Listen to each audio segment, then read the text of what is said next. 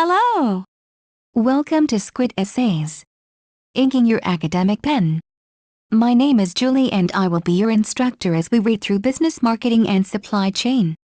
The article source is embedded in the video description below. Feel free to read along. Please note that you can get a custom, plagiarism-free essay for as little as $10 a page at Squid Essays. The link is in the description.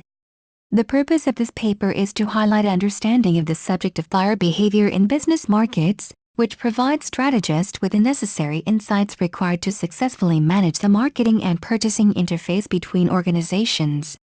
As the sales manager of Unilever Limited, an effort has been made to explain the basic theory of organizational buying, an understanding of which is fundamental to business marketing.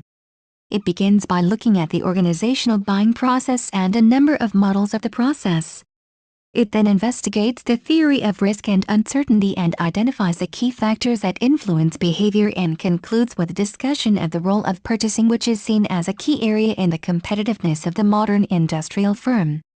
The research aims to establish the extent of the divide between academics and practitioners in terms of relevance of teaching content and the vehicles for disseminating academic research. It examines the use of marketing tools, techniques and research within the business-to-business, B2B, marketing context and identifies sector differences in the application of marketing knowledge disseminated by academics and to enlighten a new recruit in the firm of its significance. 2. Literary review. The differences between consumer and B2B marketing are well documented. Simkin, 2000. Traditionally, the contrasts revolve around market structure and demand, the nature of the buying unit, and the types of decisions and the decision process involved. Kotler et al., 2001. B2B organizations are typified as having a large number of customers that have to be handled individually. Hansen et al., 1976, and also require relationship development, frequently long-term, between the selling and the buying organizations and its principal officers. Ford, 2003. Fletcher and Hart, 1990, identified that B2B organizations have a tendency not to employ marketing directors, nor have people in senior positions with a responsibility for marketing. In contrast, consumer market organizations have a high level of marketing, and senior managers with a responsibility for marketing are heavily involved in strategic planning procedures. Their suggestion is that the B2B sector has not embraced the concept of marketing in the same way as the fast-moving consumer goods, FMCG, sector, with a lower level of priority given to marketing within the organizational power structure. Much of marketing practice is based around common principles. Indiana, B2B, marketing theory, organizational buyer behavior concepts are also undifferentiated between industrial sectors. In public and private sector organizations, final organizational objectives may well vary, which could lead to different aspects being emphasized as important. Therefore, the difference between these sectors is also explored in this research. B2B is the marketing of goods and services that businesses and other organizations buy for purposes other than personal consumption of themselves. These business-to-business markets or organizational markets include manufacturers, wholesalers, retailers, and a variety of other organizations, such as hospitals, universities, and government agencies. Marketing in the modern sense covers a vast range of activities including advertising, public relations, promotion, all types of sales, and aspects of distribution, including also specialties within this field such as market research, strategy, and planning.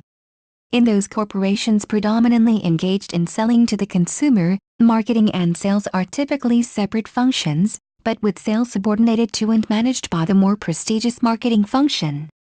Marketing thus represents the overall strategic, intelligence, and communications function, whereas sales are detail-oriented implementations obeying and carrying out a general marketing strategy. The chief difference between business-to-business and business-to-consumer marketing is that the roles of marketing and sales are largely reversed. A business dealing with another business relies much less on image-based forms of mass persuasion and heavily on technical and commercial communications, product demonstrations, and cultivation of relationships through industrial channels.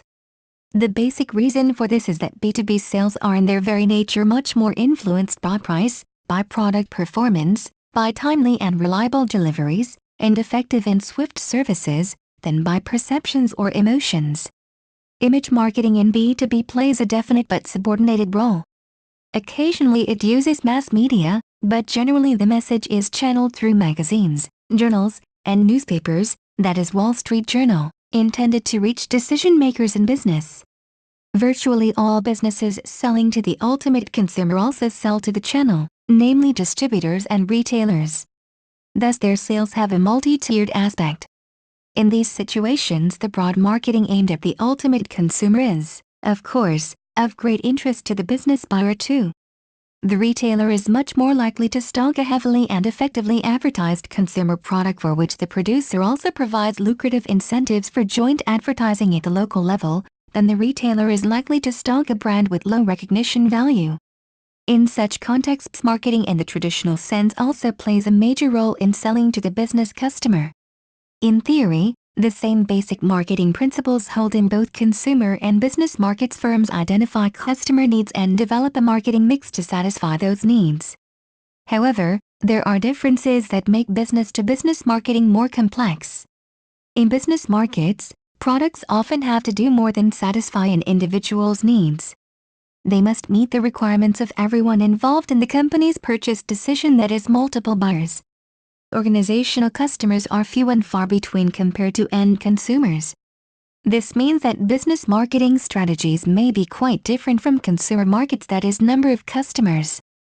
Business-to-business products can dwarf consumer purchases both in the quantity of items ordered and in the price of individual purchases, that is, size of purchase. Recognizing such differences in the size of purchases allows marketers to develop effective marketing strategies. Business customers are located in small geographic areas rather than being spread out across the country. Business Markets 3.1 B2B Context. It is important to study the context of the B2B marketing within which the decision-making unit, DMU, operates. The company that I am working for, Unilever Limited, manufactures a large number of products and product categories. Part of these products is sold to the large supermarket chains, with around 300 outlets operating in the country. Our company Unilever deals with the corporate buying departments of these large supermarket chains. Unilever, which is a multinational company, is very well established in Sri Lanka, manufactures consumer products for island-wide distribution, of which the B2B is only an important part of their business strategy. The B2B partner of Unilever in the fast-moving consumer goods, FMCG, field is the supermarket industry. The supermarket industry consists of 5 major players in Sri Lanka. Unilevers keep a direct contact with the market 7 both distributors and consumers, in order to monitor the movement of their products and to respond depending on the feedback. They are also involved in creating a demand for their products through promotions and advertising. The supermarket companies stock and sell their products and use merchandising tools to enhance their sales. 3.2 Significance of decision-making unit to the provider of services and goods. Traditionally, it was recognized that the sellers should keep a working relationship with the chief buyer. This thinking has considerably changed due to the very complex nature of buying and distribution. There are many stakeholders, direct and indirect, who can influence the buying decisions to both products and companies. It is in this context that a proper understanding of the DMU is very important to the vendor company and those who are in the business of servicing the organizational selling process.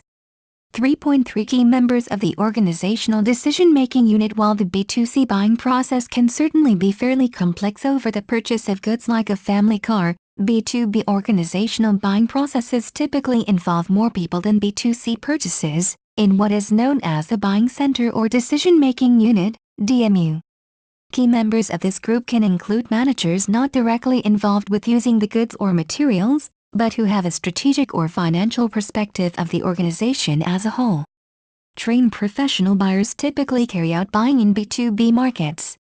These people typically have titles such as purchasing agents, procurement officer, or directors of materials management. Professional purchasers shop all day, every day. They are responsible for selecting quality products and ensuring their timely delivery. The group of people in the organization who participate in the decision-making process is referred to as the buying center. A buying center is a cross-functional team of decision makers. Generally, the members of a buying center have some expertise or interest in the particular decision, and as a group they are able to make the best decision. In reference to DMU, Phil and Phil confirmed that there are often a large number of people involved in a business purchase decision, with the actual purchasing department performing a relatively insignificant role. You should know the different parties, which can include initiators, influencers, deciders, gatekeepers, users, decision makers. Depending on the complexity of the purchase and the size of the buying center, a participant may assume one, several, or all of the following roles. Initiator begins the buying process by first recognizing that the firm needs to make a purchase. The requests for the goods come from the supermarket managers, product managers, stores managers of the supermarkets. It is necessary for us to keep in touch with them and constantly promote our products. If not, they can request from the chief buyer to buy products from our competitors, giving reasons to his mind valid or even without any valid reason. User, a member of the buying center who actually needs the product. Success of a supermarket store depends on the users and their buying habits, are the ultimate judges. The vendor company, for example Unilever, has to interact with this important stakeholder in varied ways, in order to monitor the responses and to design strategies that influence their buying habits. Influencer, the person, who affects the buying decision by dispensing advice or sharing expertise. This is very much common in technically oriented buying departments. Even in consumer products, the supermarkets have in-house quality control staff. This has become very important because of government regulations and consumers' awareness of quality standards. Interacting with these officers is of much use to the vendor companies in order to rectify these own shortcomings, thereby improving its competitive edge for the company's products. 1. Decider, the member of the buying center who makes the final decision. It is important for the senior staffers of the vendor company to keep in touch with those who are responsible for financial disbursement over a certain limit. It is not unusual that a bigger payment has to be sanctioned by higher management. Very specifically, whenever new authorization of the purchase order as well as the issuing of the cheque has to be scrutinized and approved by persons higher than the buyer. Even though these occurrences are not routine, it is worthwhile for the higher management of the vendor company to keep continuous relationship with such people. Buyer, the person who has responsibility for executing the purchase. Buyers are responsible to select suppliers based on a tender system or alternatively a system that is currently in practice. The vendor must be mindful that this is not an automatic choice of the existing supplier but an annual review and evaluation of many suppliers. A good relationship on a consistent basis is a must to win the absolute confidence of the buyer. It is a fact that quality products, timely delivery, quick response for complaints can enhance the good name of the vendor in the eyes of the buyer and his staff. Gatekeeper, the person who controls the flow of information to other members. Gatekeepers can be key parties to a decision since they often control the flow of information to the rest of the DMU by using technology to reach gatekeepers.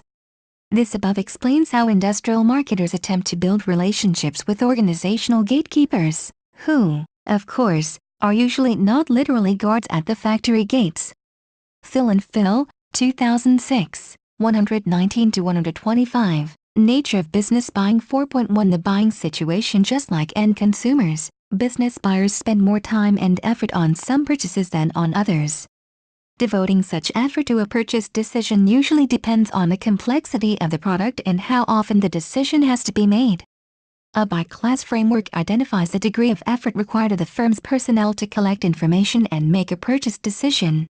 A discussion of 3 classes related to the buying situation follows. 4.1.1 A straight rebuy is the routine purchase of items that a B2B customer regularly needs.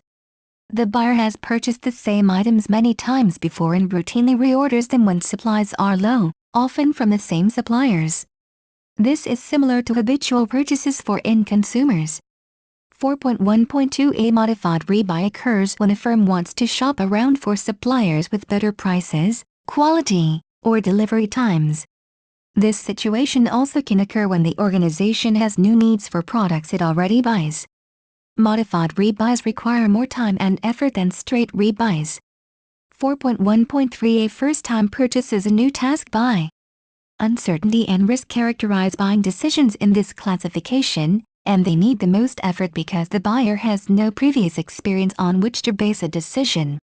A prospective customer's new task buying situation represents both a challenge and an opportunity. Although a new task buy can be significant in and of itself, many times the chosen supplier gains the added advantage of becoming an in-supplier for more routine purchases that will follow. 4.2 The business buying decision process. The following is a description of the 5 steps involved in the business buying decision process. Compare this with the process end consumers use. 4.2.1 Problem recognition. The first step occurs when someone sees that a purchase can solve a problem. 2 events may occur in the problem recognition step. First, a request or requisition, usually written, is made.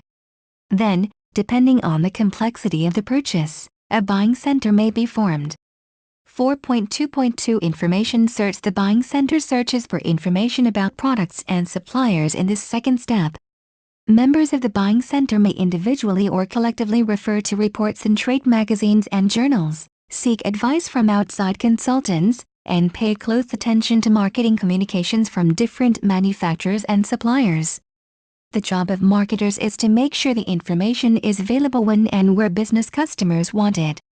Business buyers often develop product specifications, that is, a written description of the quality, size, weight, color, features, quantity, training, warranty, service terms, and delivery requirements for the purchase.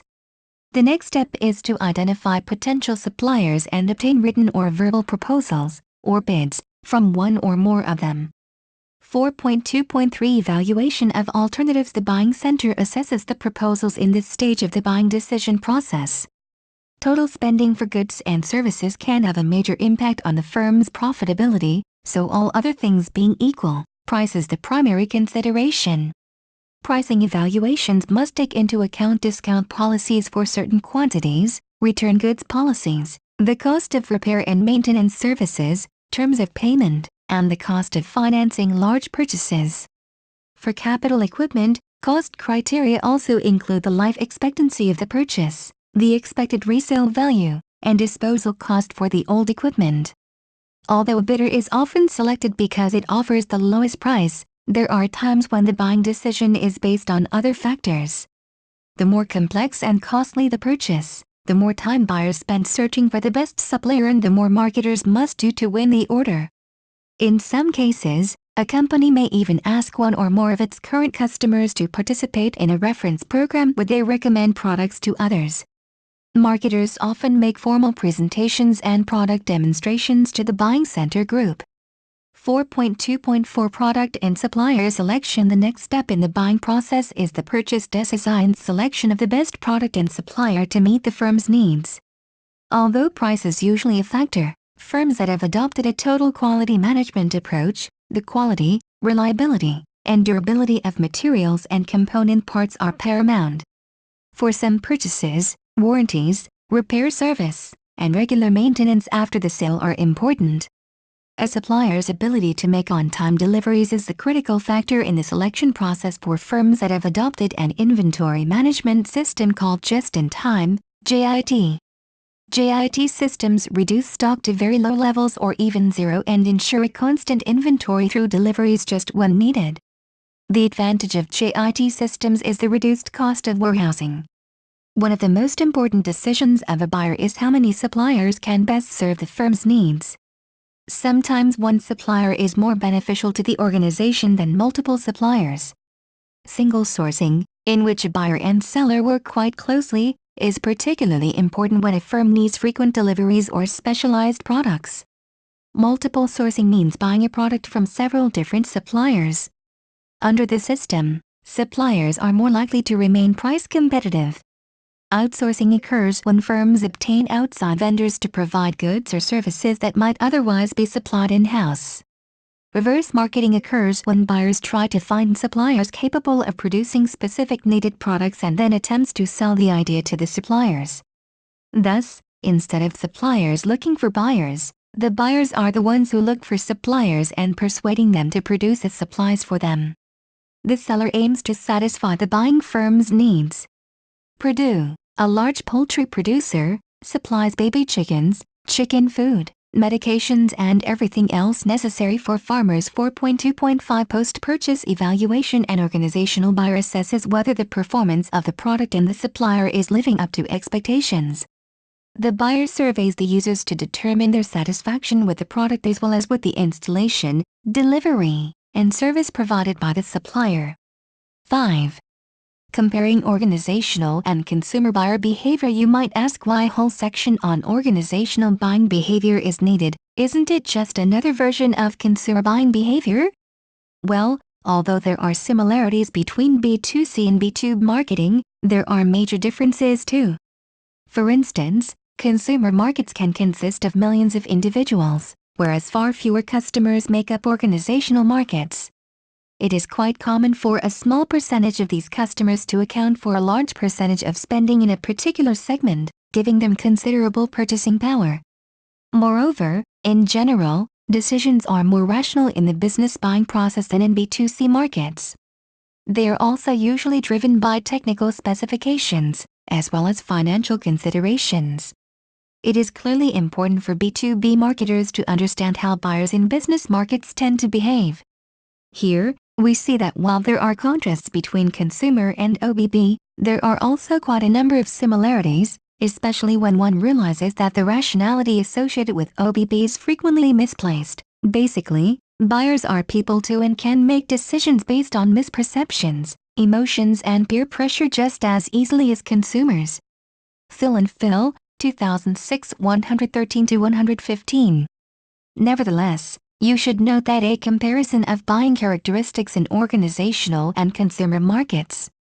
This provides a helpful summary of some key OBB characteristics, although of course it does simplify things to quite a degree, especially, we would argue, in terms of evaluative criteria. For instance, industrial buyers may not always admit it, but they are susceptible to the social and ego-driven considerations of making the right decision too. EBIT, 114, 6. Nature of risk and uncertainty. The practical use of a theoretical model is that it helps to structure the world and thereby the problems faced by a manager.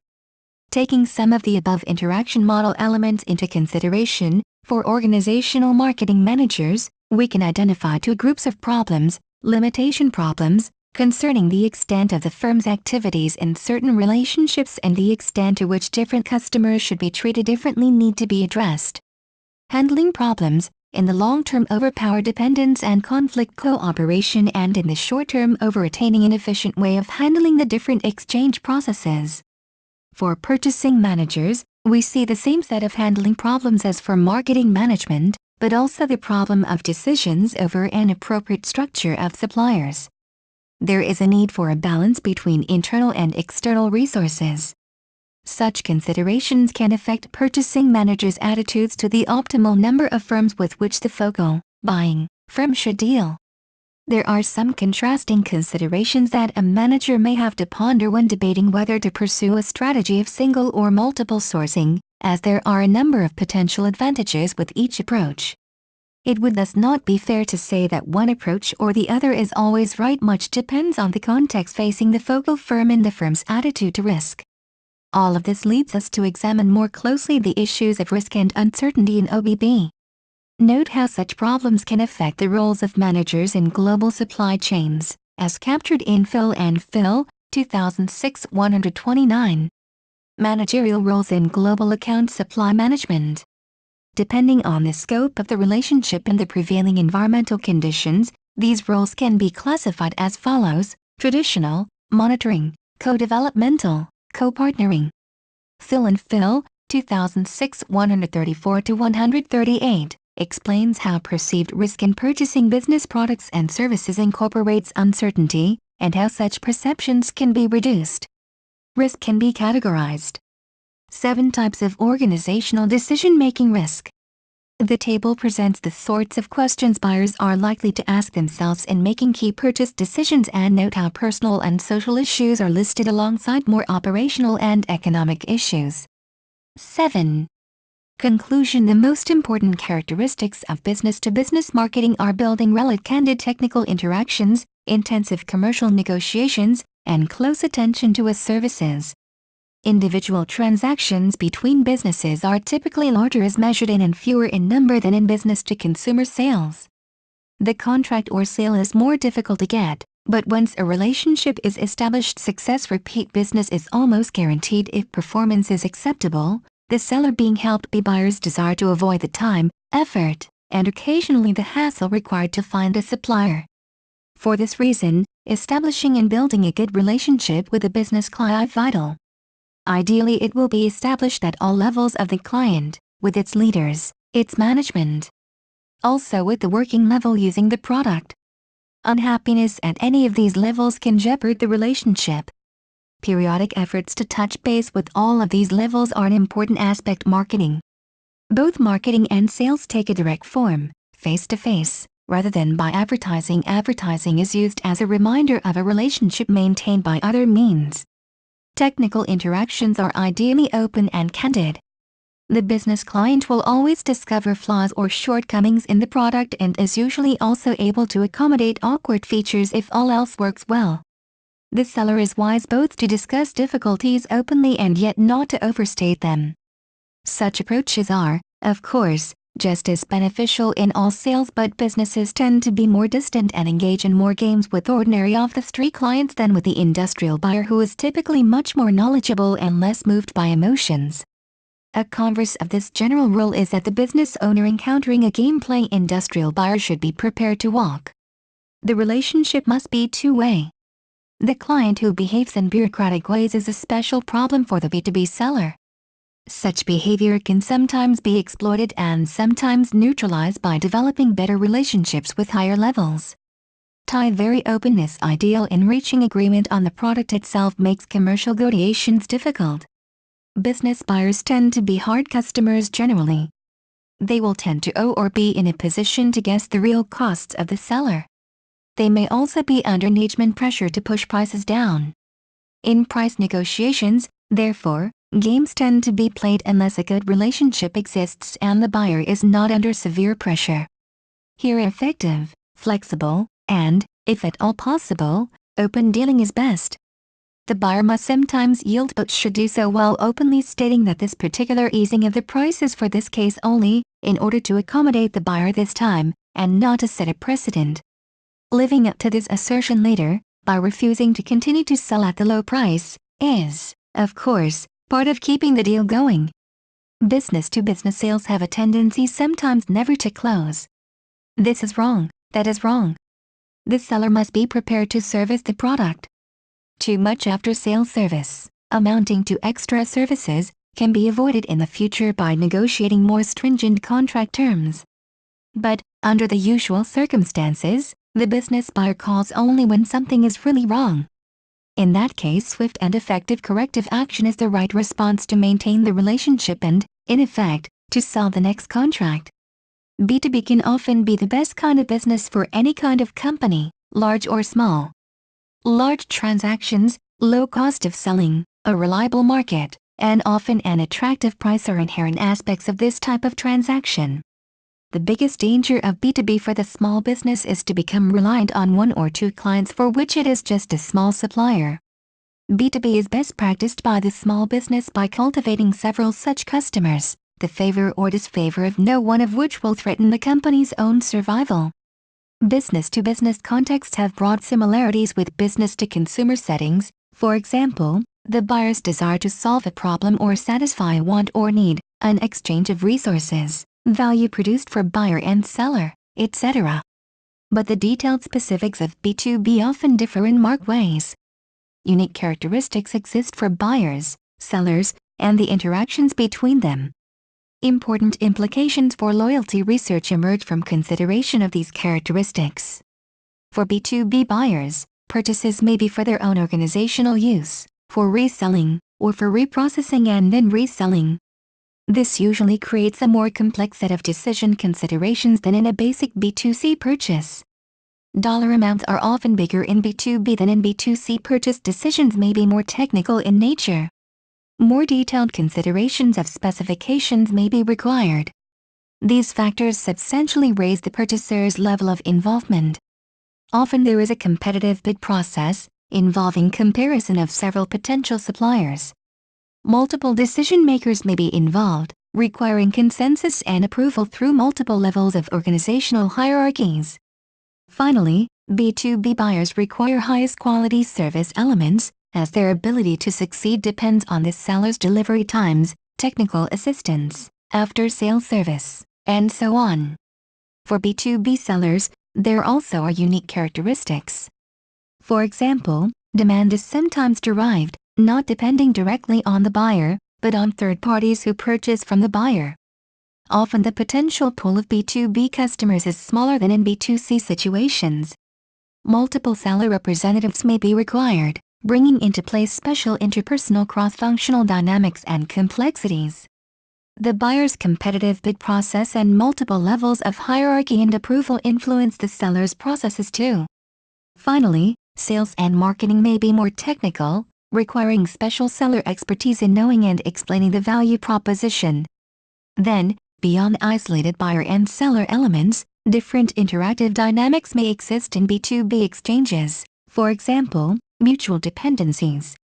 Buyers cannot succeed unless suppliers are able to deliver the right product service at the right time for the right price to meet schedules and production.